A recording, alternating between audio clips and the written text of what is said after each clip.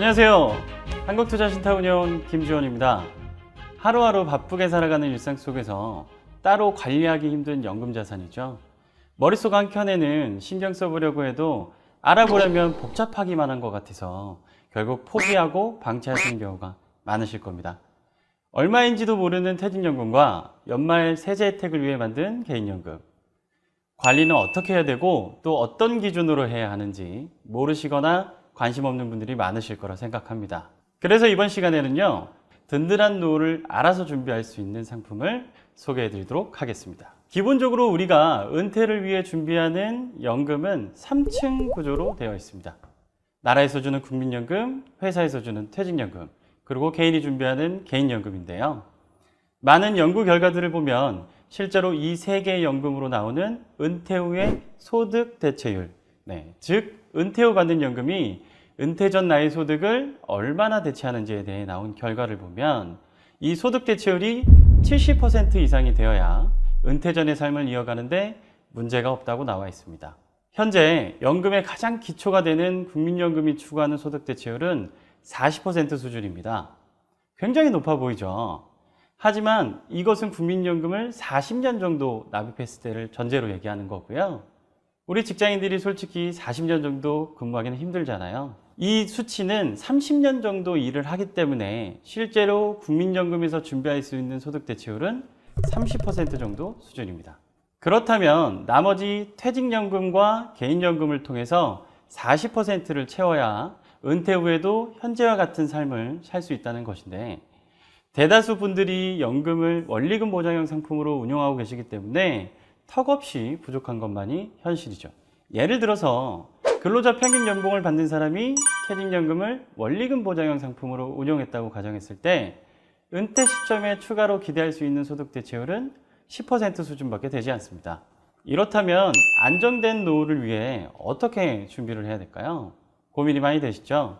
방법은 미래를 위해 더 아껴 쓰고 노력해서 다른 자금을 모으거나 투자 수익률을 상승시키는 방법뿐입니다. 실제로 우리가 투자 수익률을 연 5.5% 정도 수준으로 올리게 된다면 복리 효과로 인해서 연금의 소득 대체율도 약 30% 수준으로 올라가게 됩니다. 거기에 개인연금까지 더해진다면 목표 소득 대체율을 향상시킬 수가 있습니다.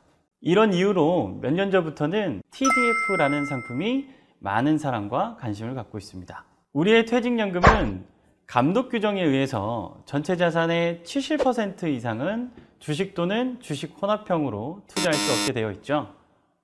그런데 우리나라 금융당국에서 유일하게 퇴직연금을 주식 혼합형으로 100% 투자가 가능하게 열어준 펀드가 바로 이 TDF입니다. 과연 TDF는 연금 운용에 있어서 어떤 장점과 또 얼마나 적합한 펀드이기에 투자 한도를 열어줬는지 지금부터 살펴보도록 하겠습니다. TDF는 타겟 데이트 펀드의 약자입니다. 말 그대로 일정 시점을 타겟을 잡고 운용이 되는 펀드로 그 타겟이 되는 시점이 바로 개인별 은퇴 시점이 됩니다. 그 은퇴 시점에 맞춰서 길게는 30년 동안 운용해야 하는 연금을 시기별로 적절한 투자 배분과 항상 또 공격적인 투자만 할 수 없기 때문에 연령에 따라 투자 비중을 매번 체크하고 조절해야 하는데, 개인이 이 모든 것을 직접 하기에는 너무나도 어려울 수밖에 없습니다. 그래서 이 TDF는 한 번만 가입하면 개인이 직접 하기 어려운 연금 운용을 알아서 해주는 펀드로 인정받게 되었습니다.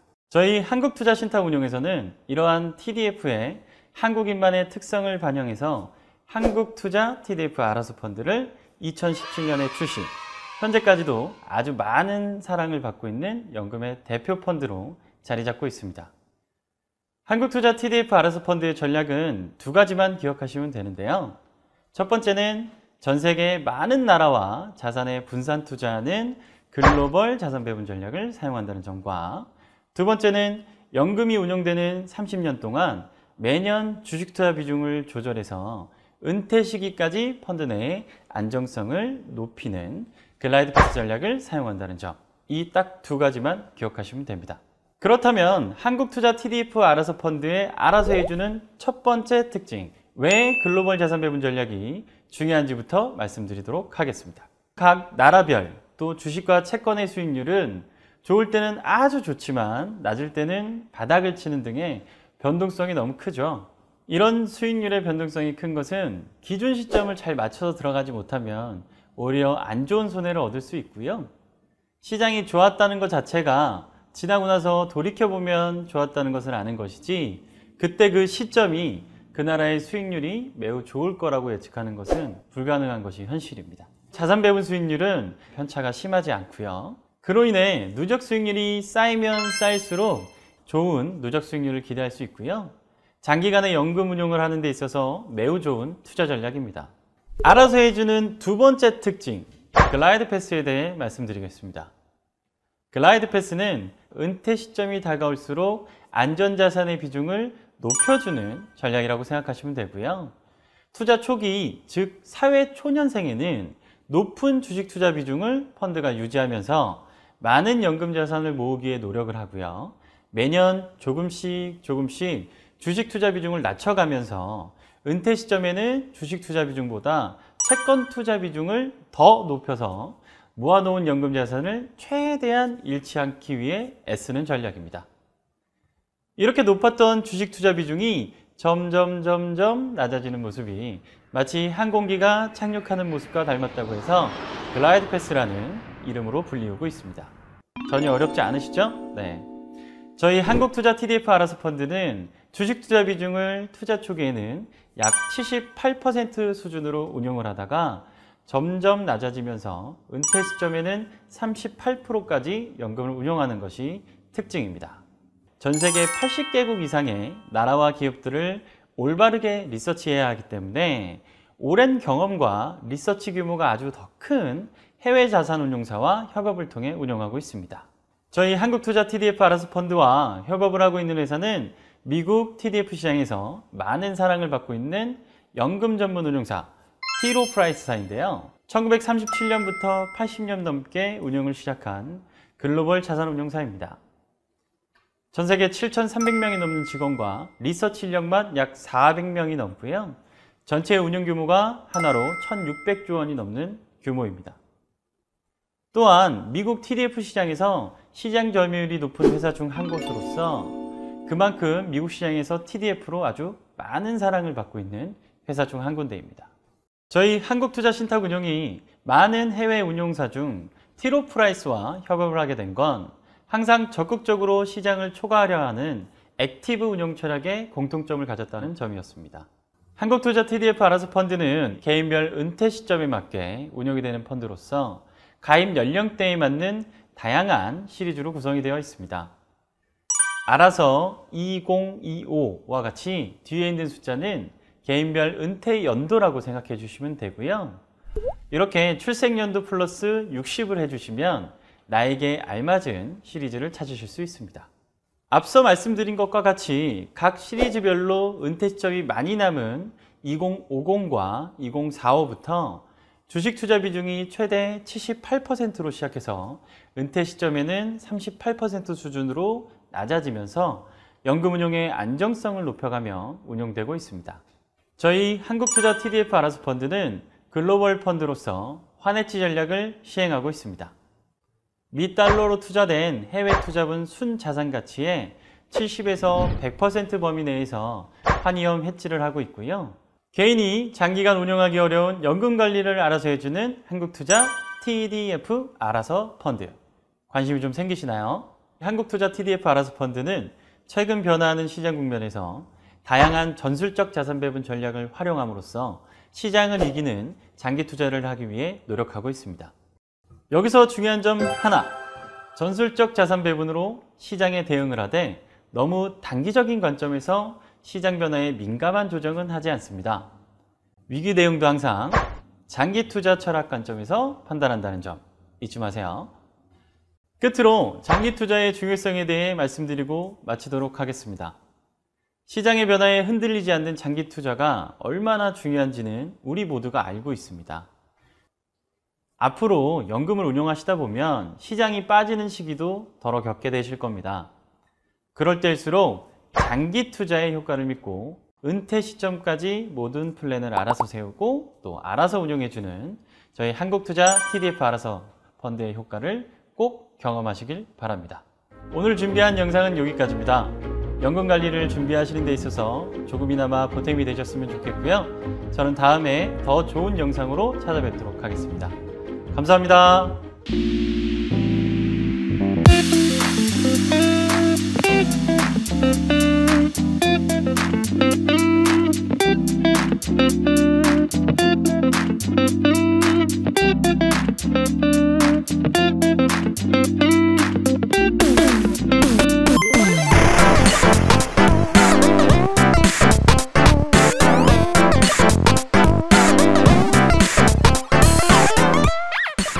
연금 투자를 해야 된다는 것은 알겠는데 막상 하려니 정신없이 바쁘고 신경 쓸 시간은 없고 아무 신경도 쓰지 않고 투자가 저절로 된다면 얼마나 좋을까요? 그래서 이번 시간에는 크게 신경 쓰지 않고도 연금 투자를 제대로 할 수 있는 방법을 소개해 드리겠습니다.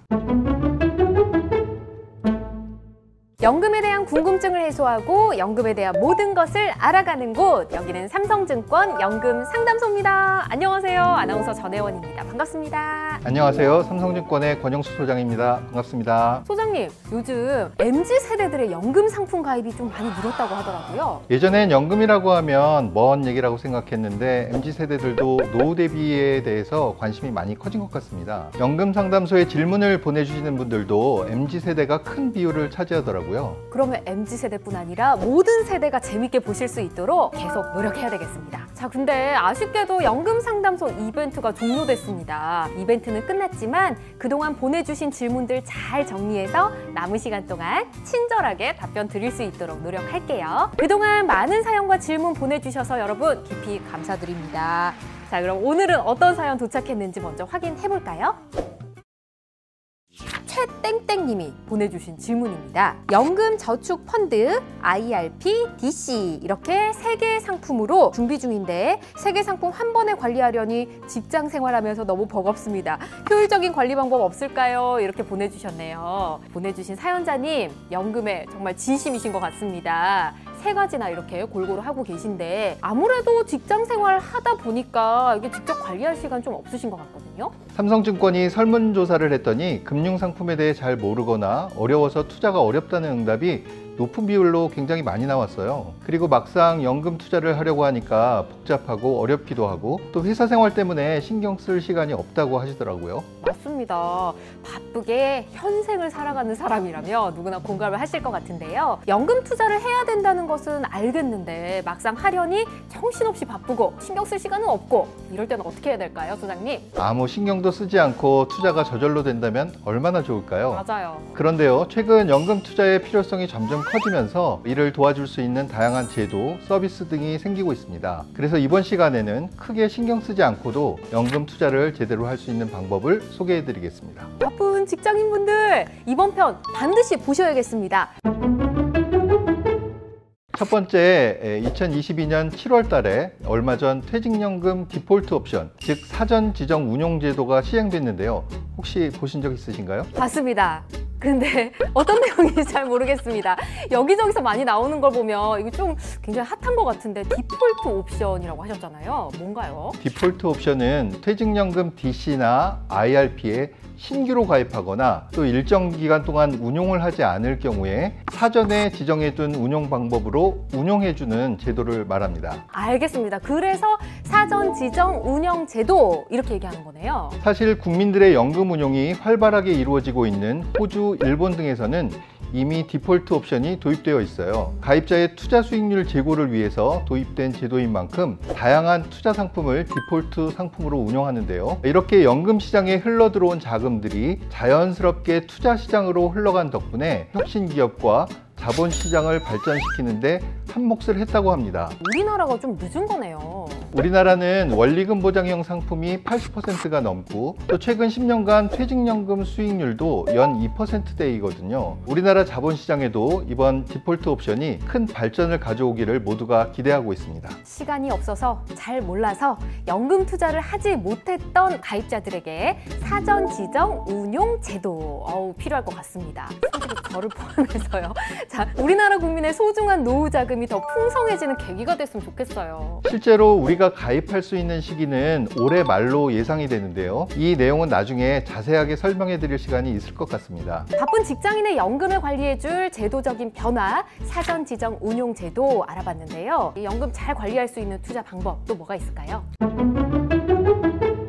두 번째 방법은 연금 전용 상품에 직접 투자하는 것입니다. 연금 전용 상품이요? 저희가 이전에 다뤘던 연금 투자의 4원칙 기억하시나요? 시간을 사야 된다. 그리고 뭐 나눠서 사야 되고 나이도 따지고 좀 싸게 사고 네 가지 맞죠? 네, 맞습니다. 투자 원칙으로 운용을 해주는 연금 전용 상품이 있는데요. 바로 TDF, 즉 타겟 데이트 펀드입니다. 은퇴 시기를 정해놓고 은퇴가 많이 남았을 때는 주식 같은 위험자산 투자의 비중을 높이고 또 은퇴가 가까워질수록 채권 같은 안정형 자산 비중을 높여주는 그런 상품입니다. 은퇴 시기만 정해 놓으면 알아서 투자 비중을 조절해 준다. 와, 이거 너무 매력적인 거 아니에요? 특히 앞서서 말씀드린 디폴트 옵션, 그 사전 지정 운용 제도의 도입 때문에 TDF의 성장 속도가 더욱 빨라질 것으로 예상되고 있어요. 그러면 TDF에 대해서 꼭 알고 있어야 될 것 같아요. 그 중에서도 오늘은 ETF, TDF를 소개해 드리려고 하는데요. 지난번에 ETF가 다른 연금 자산 중에서도 저비용 투자가 가능하다고 말씀드린 적이 있는데 기억하시나요? 당연하죠. 근데 ETF 투자를 경험해보신 분들 중에서도 이 ETF 투자가 좀 어렵다 이렇게 얘기하신 분들 많으시던데요. 네, 맞습니다. 수많은 ETF 중에서 뭘 사야 될지 잘 모르겠고 이왕이면 해외에 투자할 때는 해외 상장 ETF를 사고 싶은데 연금에서는 국내 상장된 해외 ETF밖에 안 돼서 아쉽다는 투자자들이 상당히 많았던 것 같아요. 맞습니다. 그렇다면 ETF, TDF 그 해답이 되는 건가요? 네, 맞습니다. 말 그대로 ETF를 활용한 자산 배분을 통해서 TDF 구조를 구현한 상품인데요. 국내외 ETF에 모두 투자하고 또 심지어 알아서 골라주고 비중까지 조절해주는 상품이 바로 ETF, TDF입니다. ETF의 장점과 TDF의 장점을 합한 상품이네요. 이 연금 투자에 적절한 저비용 글로벌 분산 투자도 할 수 있고 은퇴 시점에 맞춰 알아서 비중까지 조절해 준다고 하니 우리 사용자분에게 딱 맞는 연금 상품인 것 같습니다. 자, 그러면 좀 관리하기 쉽게 투자할 수 있는 방법도 있을까요? 네, 혹시 로보 어드바이저 자산관리 서비스에 대해서 들어보신 적 있나요? 로보 어드바이저 들어봤습니다. 로봇과 관련이 있을 것 같은데요. 맞습니다.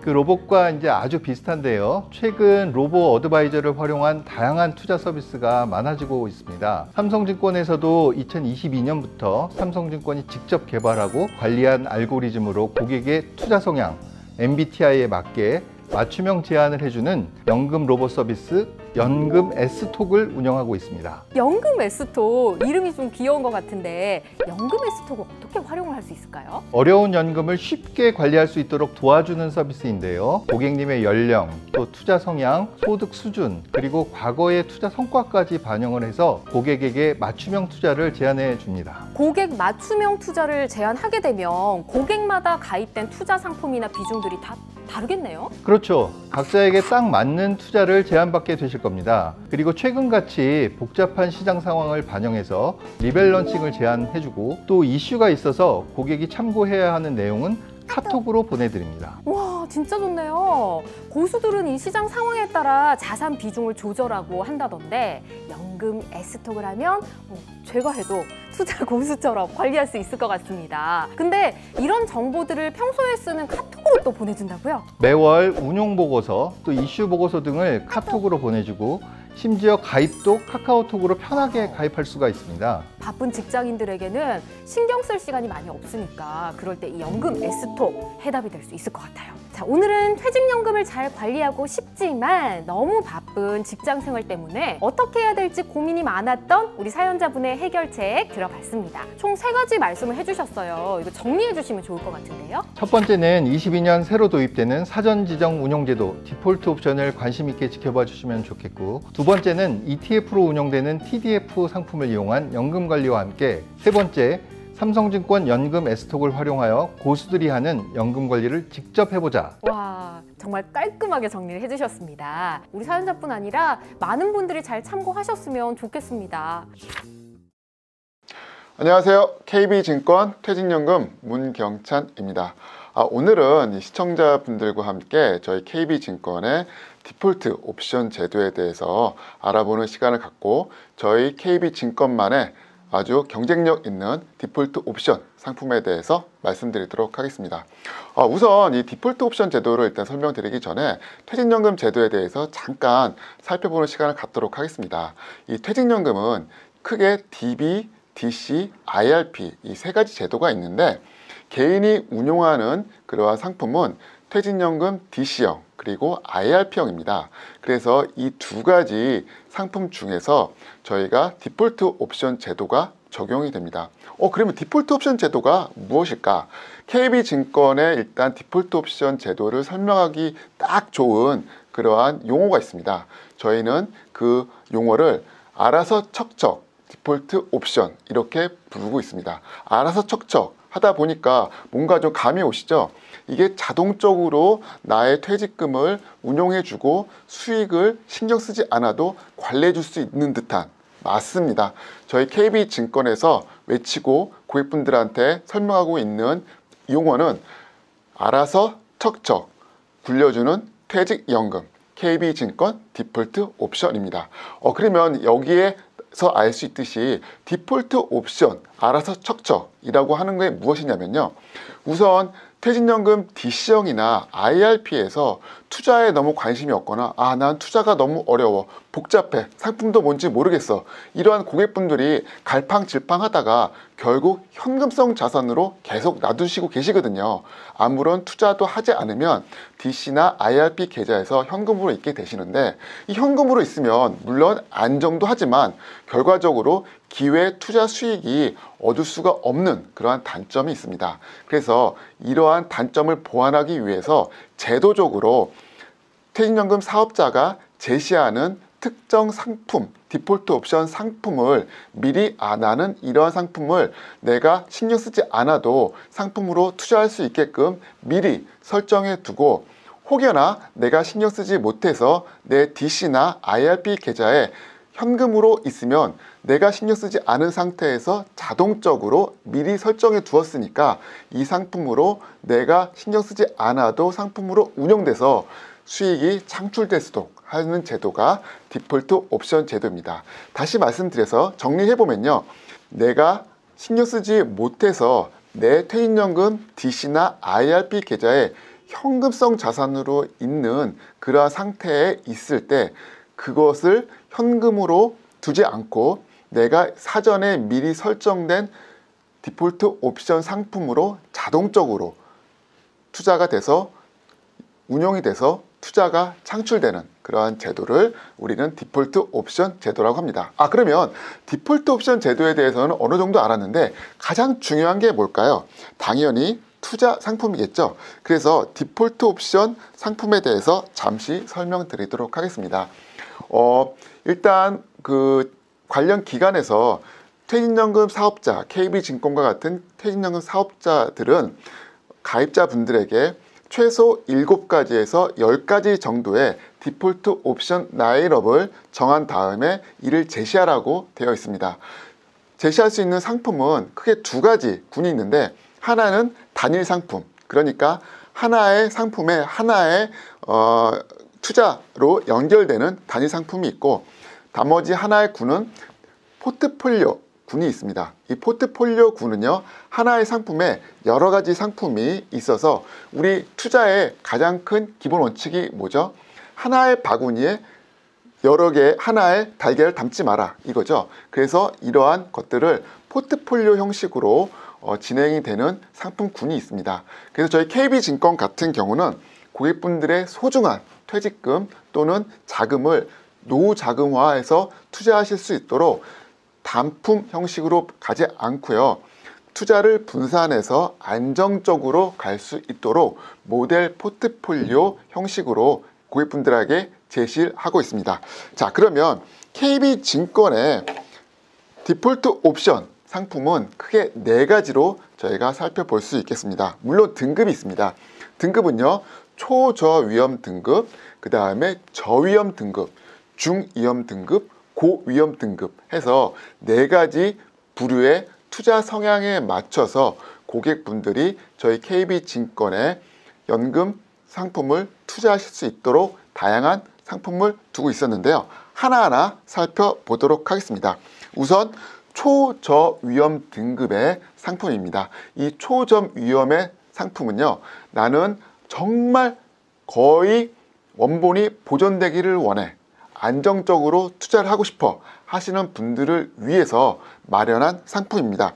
상품명은 KB증권 디폴트 옵션 초저위험 포트폴리오입니다. 구성 상품은 일단 예금 100%로 되어 있는데, 그 예금 안에서도 한국증권금융 정기예금 3년 만기 상품 50% 하고요, 국민은행 정기예금 3년짜리 상품을 50% 해서 5대5로 섞었습니다. 예금이다 보니까 당연히 예금자 보호가 되고요. 이 상품의 특징이 한국증권금융이나 국민은행이나 상품 제공 기관의 그 신용 등급이 아주 높습니다. 트리플 A 등급으로서 초우량 신용 등급을 자랑하는 상품입니다. 그래서 이러한 상품에 투자하시는 분들의 특징은 나는 정말 나의 퇴직금 또는 퇴직연금 자산을 안전하게, 정말 안전하게 투자하고 싶어 하시는 분들을 위해서 저희가 3년짜리 장기 상품이죠. 3년짜리 예금만으로 구성된 초저위험 상품이라고 말씀드릴 수 있겠습니다. 자, 다음 상품으로 넘어가도록 하겠습니다. 두 번째는 저위험 상품입니다. 좀 전에 말씀드린 초저위험보다 투자 상품을 25% 섞은 상품입니다.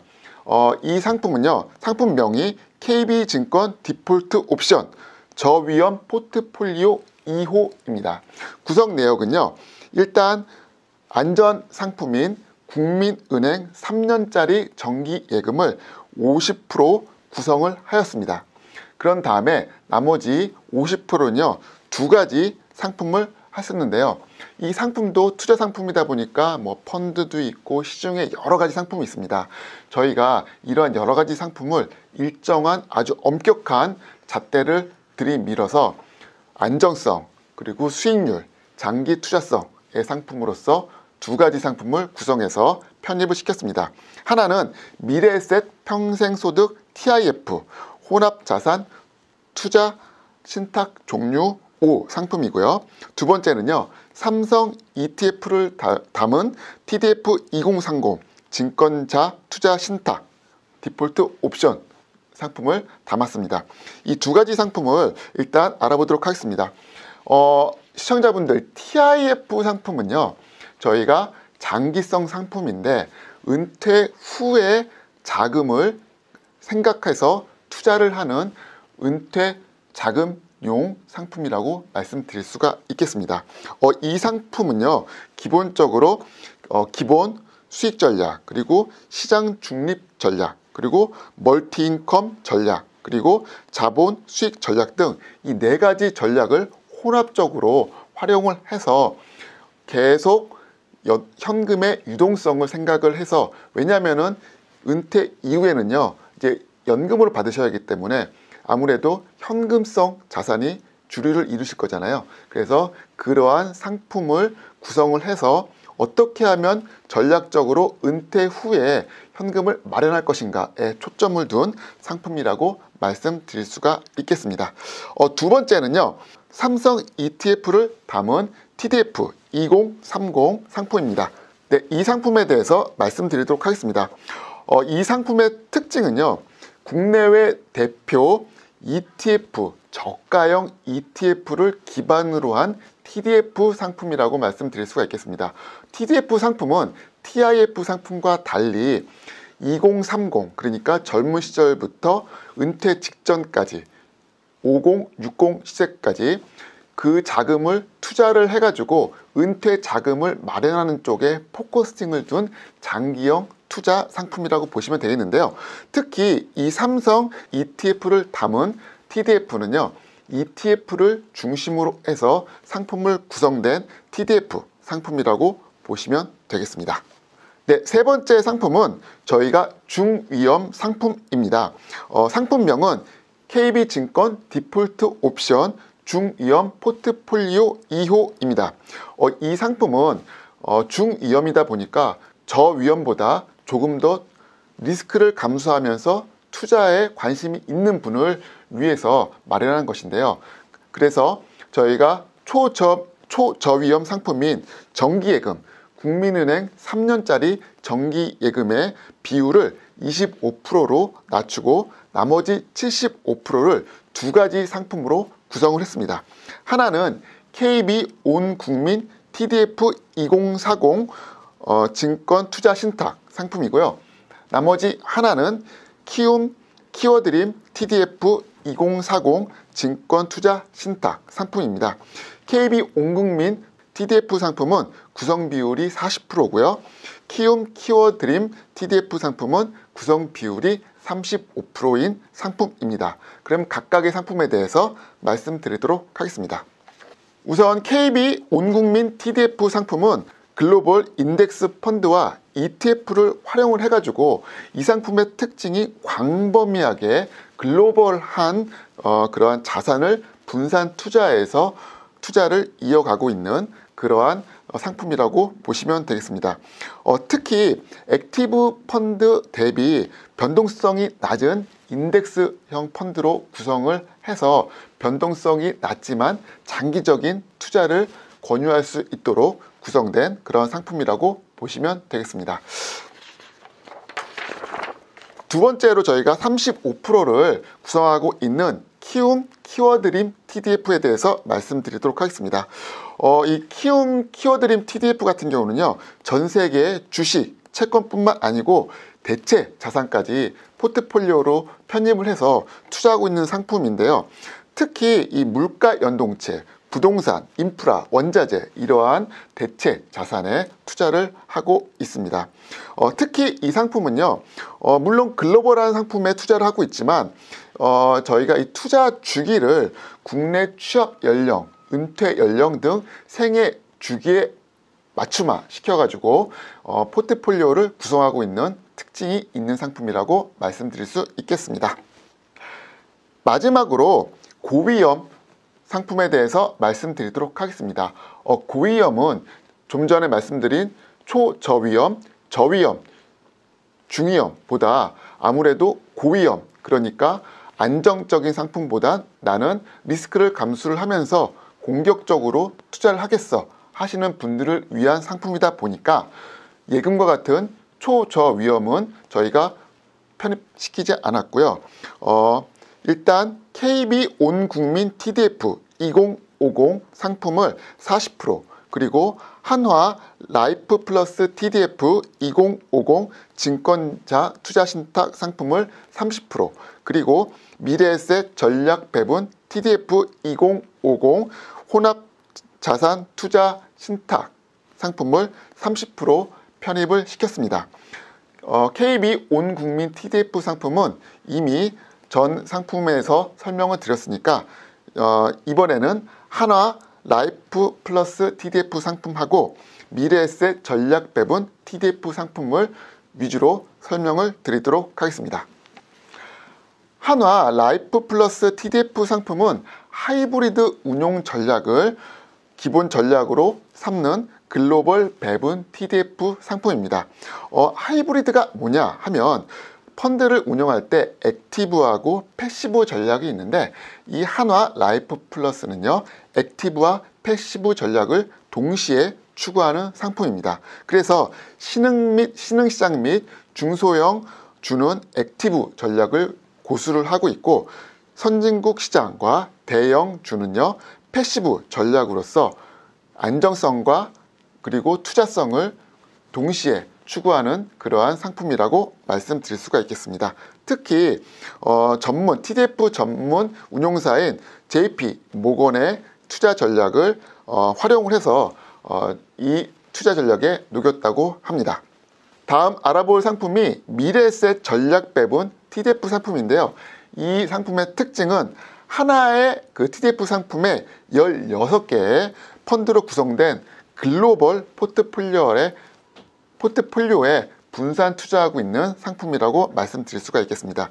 특히 한국인의 투자 생애 배분 주기에 맞춰서 시장 국면별로 멀티 인컴 전략 및 시장 중립 전략 등 이 4가지 중요한 전략을 고루 활용을 해서 투자에 맞춤형 투자 전략을 제시하는 그러한 펀드라고 말씀드릴 수가 있겠습니다. 오늘은 저희 KB증권 알아서 척척 디폴트 옵션 제도 상품 4가지를 소개시켜 드렸습니다. 시청자 여러분, 퇴직연금 투자하면 너무 어려워, 너무 복잡해, 어떻게 해야 될지 모르겠어, 이런 분들이 굉장히 많으시죠?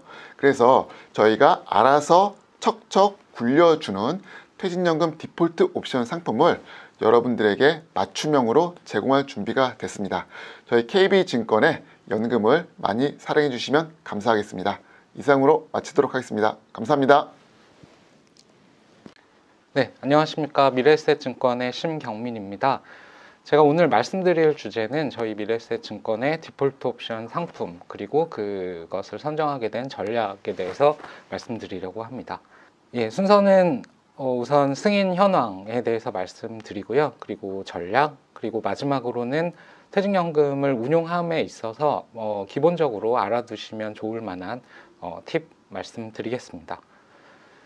아시다시피 올해 1월에 법이 공포가 돼서 이제 퇴직연금, DC, IRP, 개인의 퇴직연금 관련해서 그 사전 지정 운용 제도라는 제도가 시행이 됐습니다. 일명 디폴트 옵션인데요. 취지는 아시겠지만 그동안 우리가 자산 운용에 대한 전문성이 없고 그리고 그거에 대한 관심도 좀 낮으신 분들도 있으셔서 아무래도 퇴직연금에서는 좀 안정성을 중시하는 그런 효과, 그런 기대도 있어서 좀 수익이 낮은 편이었습니다. 그래서 이 제도의 취지를 살리기 위해서 약간 방치되고 있는 퇴직 자산을 적극적으로 운용을 하고 좀 신경을 쓰기 위해서 이러한 제도가 시행이 되었다라고 이해를 해주시면 좋을 것 같습니다. 법에서는 펀드와 원리금 보장 상품으로만 이 디폴트 옵션이 구성되어 있게끔 되어 있습니다. 펀드에서는 크게 4가지를 유형을 정해 주었는데 아시다시피 TDF 그리고 BF라고 하는 밸런스 펀드, 흔히들 자산 배분 펀드라고 이해를 하시면 될 것 같습니다. 그리고 SVF 그리고 SOC 펀드는 단기 MMF 같은 단기 금융 자산이고요. 그리고 인프라 국책 사업의 인프라 펀드라고 이해를 하시면 되는데 이 단기 금융 상품 등에 투자하는 펀드는 좀 수익이 좀 낮은 편이고요. 그리고 인프라 펀드는 아직까지 상품이 많지 않아서 거의 TDF와 밸런스 펀드 위주로 되어 있다라고 보시면 될 것 같습니다. 그리고 원리금 보장 상품도 상시 매수 가능한 은행 예금이나 보험사가 발행하는 원리금 보장 상품인 GIC 위주로 되어 있습니다. 노동부도 근로자의 소중한 퇴직금이 재원이기 때문에 적격 상품을 승인하기 위해서 고심을 많이 하신 것으로 알고 있습니다. 수수료나 수익률, 그리고 손실 가능성, 그리고 가입자 보호 위주로 심사가 이루어졌고요. 총 사업자별로 퇴직연금 사업자는 한 40여 개 정도 되는데 각각의 사업자가 자기 회사에 가입한 개인 고객들을 위해서 7개에서 10개까지 승인 요청을 할 수가 있었습니다. 유형별로 위험 등급의 고위험, 중위험, 정위험, 저위험, 초저위험으로 나뉘고요. 위험 등급에서 유형 3까지 해서 총 10개까지 가능합니다.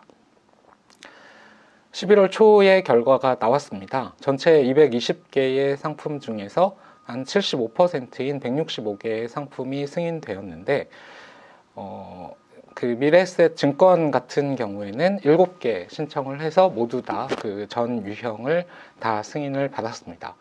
한 40여 개 퇴직연금 사업자 중에서 모두 라인업을 갖춘 그리고 7개 승인이 모두 된 회사는 5개사 뿐이고요. 가입자 입장에서 선택권 확보 측면에서 라인업을 모두 갖춘 사업자가 유리합니다.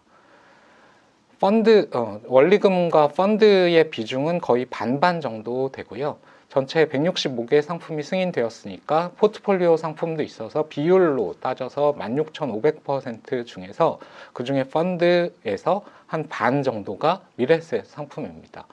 보통 금융사도 그 계열 운용사가 있기 때문에 그런 상품들을 좀 팔고 싶은, 팔아야 하는 그런 게 있는데, 아무래도 상품의 경쟁력이나 운용 능력의 영향을 미래에셋을 무시할 수가 없어서 다 그 금융사들도 미래에셋 펀드를 많이 선택한 것으로 보고 있습니다.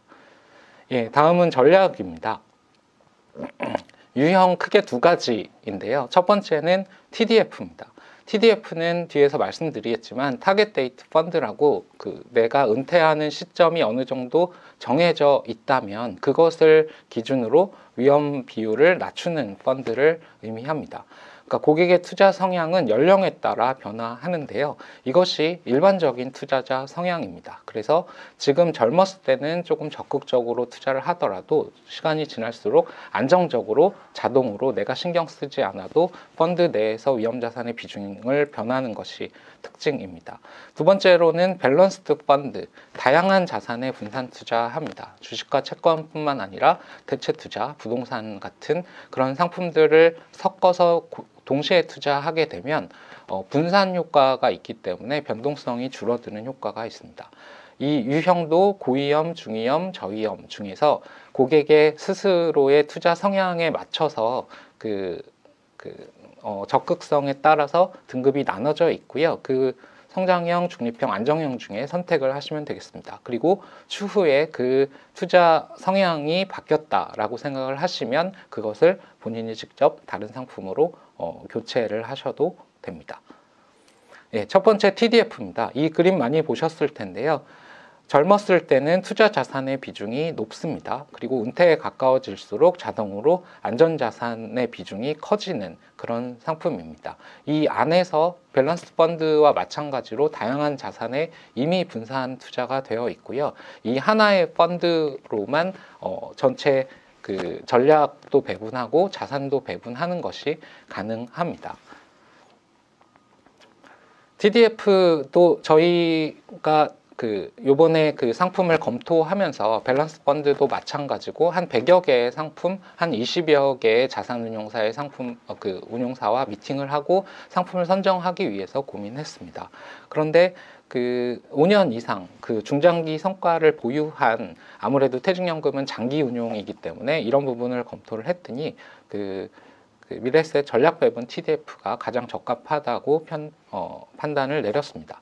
운용 규모도 어느 정도 돼야 안정성이 있고요. 중장기 수익률을 봐야 되고 그 사이에 변동성, 얼마나 크게 출렁이는가, 플럭츄에이션을 같이 봐야 하는 것을 기본적인 기준으로 삼았습니다. 그리고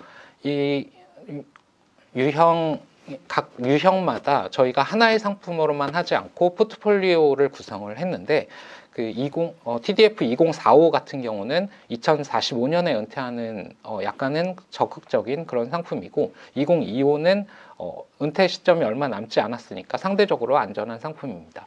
위험한 좀 적극적인 상품과 예금을 섞었을 때와 안정적인 상품 하나만을 선택했을 때 거의 변동성이 비슷하게 나오는데, 어떻게 조합을 해야 고객에게 위험 대비 수익률이 더 좋아질 수 있을까, 더 효과적인 수익을 올릴 수 있을까라는 고민을 했습니다. 그 결과 저희가 비율을 적정하다, 위험 대비 수익률, 샤프 레이시오라고 하는데요. 5년으로 판단을 해서 더 우월한 상품 조합을 찾아냈고 그것을 이번에 승인을 받았습니다. 두 번째는 밸런스드 펀드입니다. 하나의 상품 내에서 다양한 자산에 분산 투자하는 펀드이고요. 이것은 어떻게 보면 내 투자 성향은 변하지 않는다, 나의 좀 적극적인 성향, 소신이 들어가 있는 펀드라고 보시면 되겠습니다. 여기서의 특징은 미래에셋 증권과 미래에셋 운용이 협업을 해서 만든 상품이라고 보시면 됩니다. 미래에셋 증권은 자문이나 자산 배분 역량이 갖춰져 있고요. 그리고 미래에셋 자산 운용이 실제로 펀드를 운용하는 역할을 하게 되는 거죠. 이것을 고객과 함께 동행한다고 해서 이름을 연금 동행이라고 지었습니다. 저희 이것은 신규 설정된 펀드이기 때문에 과거 트랙 레코드가 없습니다만 미래에셋 증권에서 과거 자문의 경력은 꽤 되고 그 포트폴리오를 자산 배분한 것을 가져다가 상대적으로 비교를 했을 때 미래에셋 증권이 자문을 하고 그리고 미래에셋 자산운용이 운용을 하는 형태가 가장 이상적이라고 판단을 했습니다. 참고로 미래에셋 증권이 그 자문 역량이 있다라고 증명하고 싶은데요. 전체 그 퇴직연금 사업자가 43개 정도 됩니다. 그 중에서 탑 10이 한 4분의 3 정도의 적립금을 이렇게 갖고 있거든요. 그러니까 탑 10 중에 저희 미래에셋 증권은 지금 현재 기준 9월 말 기준으로는 한 7위 정도 됩니다. 그런데 개인 DC IRP 적립금을 보면 전체 40여 개 사업자 중에 4위로 되고요. 그리고 DC IRP의 투자 상품만을 모아둔 적립금은 전 사업자 중에 1위입니다. 아무래도 투자에 대한 경험이나 노하우 그리고 고객들의 성향을 많이 파악을 하고 있고 그것에 대한 강점이 있다고 생각합니다. 실제로 그래서 그런지 아까 그 탑 10 사업자 중에 금감원의 통합연금 포탈에 보시면 공시 수익률이 있는데요. DC와 IRP 모두 중장기적으로 3, 5, 7, 10년이 모두 다 1위입니다. 마지막으로 그 예금, 초저위험 안전성을 중시하는 고객들도 분명히 있으시기 때문에 이 부분도 라인업이 되었습니다. 초저위험 예금만을 대상으로 했고요. 그리고 예금자 보호 당연히 되고 신용도 AAA 등급 최고 신용도의 상품들을 비교했습니다. 그리고 이왕이면 같은 등급에서 금리 경쟁력이 높은 것이 고객에게 재무적인 측면에서 좋으시겠죠. 시중 은행들의 과거 수익, 금리의 평균을 봤을 때 이 금리는 매월 사업자가 공시하기 때문에 변하게 되는데 디폴트 옵션은 언제 투입이 될지 모르기 때문에 전 구간의 금리 이자를 평균적인 이자가 가장 높은 은행과 협의를 해서 라인업을 했습니다. 그리고 이제 새로 이번에 상품 제공기관이 될 한국증권금융의 예금도 동은행에서는 상대적으로 금리 경쟁력이 있을 것이고 그것을 50%씩 포트폴리오 예금 상품으로 제공을 해드릴 예정입니다. 최종적으로는 이렇게 고위험, 중위험, 저위험에 각각 2개의 상품씩 그리고 초저위험의 예금 포트폴리오 이렇게 7개의 상품이 이번에 라인업이 되었고요. 그 고위험, 중위험, 중저위험 중에 유형 3번은 아직 저희가 고민 중입니다. 이 부분은 고객 니즈에 맞춰서 다양한 니즈가 있을 수 있는데 최적합한 상품들을 저희가 고민해서 추후에 승인받을 예정입니다. 컨셉은 명확합니다. 첫 번째는 TDF에서 연령에 따른 투자 성향의 변화. 어떻게 보면 내가 그 자산 운용에 신경을 쓸 여유가 없으신 분들에게 가장 적합한 상품이고요. 그것보다 조금 적극적인 수익을 추구하면서 내 투자 성향에 대해서 변하지 않는다라고 판단하시는 분, 그리고 그것이 추후에 내가 성향이 변했을 때 교체하겠다고 소신이 있으신 분들은 이 밸런스 펀드, 그 중에서도 저희 증권이 자산 배분하고 운용사가 운용하는 연금 동행 펀드를 기억해 주시면 좋을 것 같고요. 그리고 마지막으로 초저위험은 AAA 등급 예금에서 안정성이 최우선이고 금리 경쟁력이 있는 상품까지 라인업을 했다라고 말씀드릴 수 있겠습니다. 마지막으로는 퇴직연금에 운용할 때 기본적인 백투더 베이직이죠. 기본이 가장 중요한데요. 팁을 말씀드리겠습니다. 퇴직연금에서는 굉장히 장기로 투자할 수 있는 자산입니다. 당장 내일 찾을 수도 없고요. 내가 은퇴할 때까지 10년, 20년 길게 운용할 수 있는 힘을 가진 그런 돈입니다. 그런데 단기적으로 1년짜리 예금으로 묶어두는 것보다는 투자 자산은 위험 프리미엄이 있기 때문에 기대 수익률이 상대적으로 높습니다. 이것은 과거 40여 년간의 미국 자산의 수익률인데요. 누적 수익률입니다. 이 주황색 선이 S&P 500 미국 지수입니다. 이것은 40년 동안 연평균 한 9% 수익을 올렸고요. 물론 중간중간 굉장한 손실이 있는 구간도 있었지만 이것을 견딜 수 있는 힘이 있기 때문에 장기적으로 보유를 하신다면 좋은 자산에 길게 투자하면 위험 프리미엄이 있다. 그리고 소비자 물가, 이것이 국채, 3개월 단기 국채가 거의 예금 수익률과 비슷한데 그거보다 2배 이상의 수익을 길게 보면 얻을 수 있다라는 것을 기억해 두셨으면 좋겠습니다. 그렇지만 주식은 손실이 날 수 있지 않느냐. 그리고 내가 당장 퇴직을 하게 되면 그것을 확정하기 때문에 나는 안전자산이 좋다라고 생각을 하실 수도 있지만, 지금 좀 젊으신 분들은 아까 그 주식에만 투자를 하셨어도 1년만 투자하면 그 최악의 구간에서는 거의 50% 가까이 손실이 날 수도 있습니다만, 10년, 15년이 지날수록 최소 수익률이 0% 이상입니다. 그러므로 평균 수익률은 한 7에서 8%로 일정하고, 최악의 상황으로 내가 들어갔더라도 장기적으로 15년 이상 유지를 하게 되면 손실은 적어도 나지 않습니다. 손실 가능성이 크게 준다는 것은 생각해보면 당연합니다.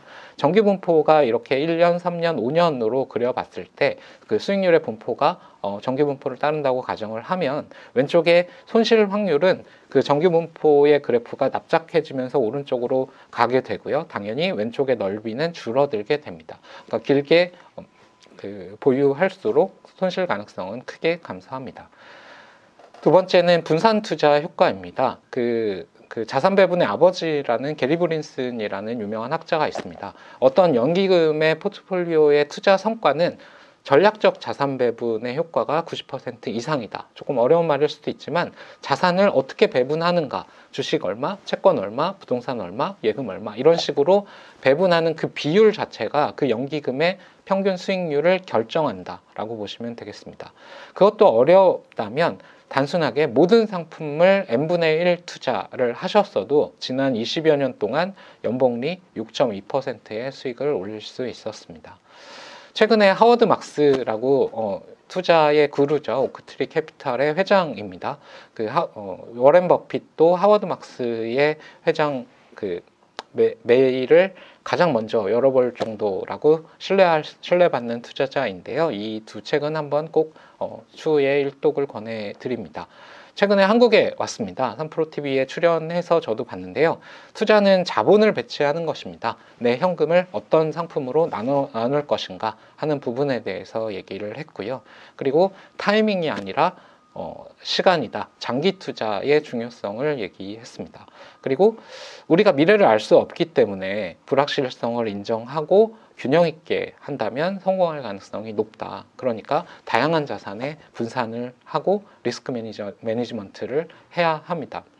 퇴직연금은 2005년에 시행이 돼서 우리 퇴직금 수급권, 우리 회사가 망하더라도 내 퇴직금이 떼일 염려가 없게끔 만드는데 기본 제도였습니다. 그것이 이제 15년, 17년이 지나면서 점점 그 투자할 수 있는 한도도 증대가 되었고, 그리고 투자할 수 있는 상품, 최근에 리츠나 ETF 등도 이제 우리가 퇴직연금에서 투자할 수 있게 되었습니다. 최근에는 이제 디폴트 옵션 제도가 시행이 되면서 방치되고 있는 미운용 자산이라든가 고객에게 조금 더 투자 지식이나 노하우가 없으신 분들도 쉽게 분산된 좋은 포트폴리오로 투자할 수 있는 방법이 열어졌습니다. 앞에서 설명드린 것을 참조하셔서 현명하게 디폴트 옵션을 선택하시고 좋은 자산 운용을 하셨으면 좋겠습니다. 감사합니다. 네, 안녕하세요. NH투자증권 아나운서 김다연입니다. 디폴트, 경제 용어가 일상 용어가 되고 있는 요즘, 디폴트라는 단어를 심심치 않게 들어보셨을 것 같은데요. 딱 떠오르는 이미지가 있으실까요? 저랑 생각이 비슷하셨다면? 네, 맞습니다. 채무 불이행. 조금 쉽게 얘기를 하면 돈을 갚을 상환 능력이 없는 상태를 의미하는 단어인 거죠. 예전에 러시아가 모라토리엄을 선언했을 때도 그랬고, 근래에는 금리 상승으로 인한 부동산 기업 디폴트 우려와 같은 기사를 언론에서 자주 접할 수 있으니까요. 그런데 요즘 퇴직연금 시장에서 디폴트 옵션이라는 단어가 아주 자주 언급이 되고 있습니다. 핫한 단어인 거죠. 직장인들의 노후를 책임져야 하는 퇴직연금과 디폴트라는 단어가 세트로 만났는데 뭔가 좀 이상한 느낌이 드는 건 저만의 느낌일까요? 제가 알고 있던 기존의 의미로 해석을 하면 퇴직연금 디폴트 옵션은 퇴직연금을 채무 불이행 상태로 만드는 것이어야 하는데 어렵네요, 정말. 자, 언제나 그렇듯 익숙하지 않으면 어렵다고 느낄 수가 있습니다. 퇴직연금 디폴트 옵션도 그런 개념 중 하나일 것이고요. 그래서 오늘은 퇴직연금 디폴트 옵션에 대해 쉽고도 간단하게 설명을 드리려고 합니다. 의미는 무엇이고 왜 도입이 됐는지 등에 대해서 말이죠. 자, 우선 가장 먼저 퇴직연금 디폴트 옵션에서 쓰이는 디폴트의 의미부터 알아보겠습니다. 자, 여기서 쓰인 디폴트의 의미는 별도로 정해진 것이 없으면 자동으로 미리 정해진 것이 대신 적용된다는 겁니다. 세팅해둔 고정값을 활용하는 개념인 거죠. 이 개념을 퇴직연금 디폴트 옵션에 적용을 해보면 퇴직연금을 보유 중인 근로자가 어떤 특정한 상품으로 운영하겠다고 선택하지 않으면 사전에 금융회사에 세팅해 놓은 상품으로 자동 운영하게 된다는 겁니다. 그래서 퇴직연금 디폴트 옵션을 퇴직연금 사전 지정 운용 제도라고도 합니다. 디폴트 옵션의 뜻은 알아봤으니 이젠 디폴트 옵션이 실행이 되려면 어떤 요건이 충족돼야 하는지 살펴보겠습니다. IRP 가입 근로자인 제가 디폴트 옵션을 설정해뒀다고 가정해보겠습니다. 저의 퇴직연금은 기존에 설정했던 상품으로 운용이 되고 있었는데 한 달 전에 만기가 됐습니다. 운용기간이 만료된 날부터 4주가 경과한 후인 오늘 디폴트 옵션으로 운용됨을 금융회사로부터 통지받았습니다. 해당 통지 이후에도 별도의 운용 지시를 하지 않고 2주가 지나게 되면 저의 IRP는 디폴트 옵션이 적용이 됩니다. 또 다른 경우를 생각해 볼까요? 지금까지 저는 디폴트 옵션 없이 직접 운용 지시를 통해 퇴직연금을 운용해 왔었습니다. 그래서 디폴트 옵션으로 전환하려 한다면 네, 바로 디폴트 옵션 운용이 가능합니다. 물론 반대의 경우도 가능하겠죠. 디폴트 옵션으로 운영 중이었는데 아무래도 시장 변동성이 확대되는 것 같아서 변화를 줘야 할 것 같습니다. 이 경우에도 즉시 운용 지시 변경이 가능합니다. 이렇게 디폴트 옵션을 가입한 상태라도 가입자인 근로자의 의사에 따라 언제든 원하는 방법으로 퇴직연금의 운영이 가능하게 됩니다. 그럼 이런 디폴트 옵션이 왜 제도적으로 도입이 된 걸까요? 디폴트 옵션은 미국과 호주, 일본 등 많은 선진국에서 이미 실행 중이며 특히 미국은 2006년에 도입된 미국형 디폴트 옵션 도입률과 도입 속도가 매우 빠르게 증가 중에 있습니다. 국내 디폴트 옵션 제도는 호주와 일본, 한국의 현실을 감안한 절충 모델로 도입될 예정이고요. 디폴트 옵션이 도입된 가장 현실적인 배경은 퇴직연금 시장의 확장성과 방치되어 있는 퇴직연금의 수익률 개선을 위함입니다. 2021년 12월 말 기준으로 퇴직연금 적립금 규모는 296조 원 정도였는데 2016년 12월 말 이후 국내 퇴직연금 적립금 규모를 살펴보면 연평균 15%가량 증가를 하고 있는 양상입니다. 지금과 비슷하게 13에서 15% 증가세를 유지할 경우 2024년 12월 말의 적립금 규모는 430에서 450조 원 증가할 걸로 예상이 되는데요.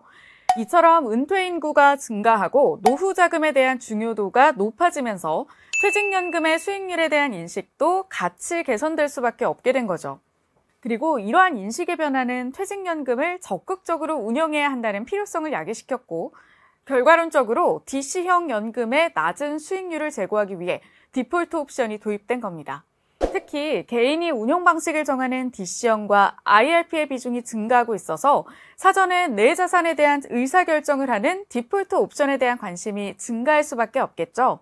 최근 추세를 감안하면 2024년 12월 말 예상으로 국내 DC형, IRP 적립금이 전체 퇴직연금의 절반 내외, 금액으로는 200조 원에서 210조 원 규모가 될 전망입니다. 디폴트 옵션은 이제 도입을 시작하는 단계인데요. 제도 시행을 위해선 고용노동부의 상품 승인도 받아야 하고 또 전산 개발도 진행돼야 하기에 나의 퇴직연금에 직접적으로 적용하기에는 2022년 10월 이후가 돼야 가능할 걸로 보이는데요. 이 제도가 도입된 이유와 배경을 생각해 보시면 결코 남의 일이 될 수 없음을 기억하시고 내 자산을 내가 관리하고 운영한다는 기본 원칙 아래 나의 노후를 함께할 퇴직연금을 보다 주체적으로 운영해 수익률 개선이라는 선물을 가져가셨으면 합니다.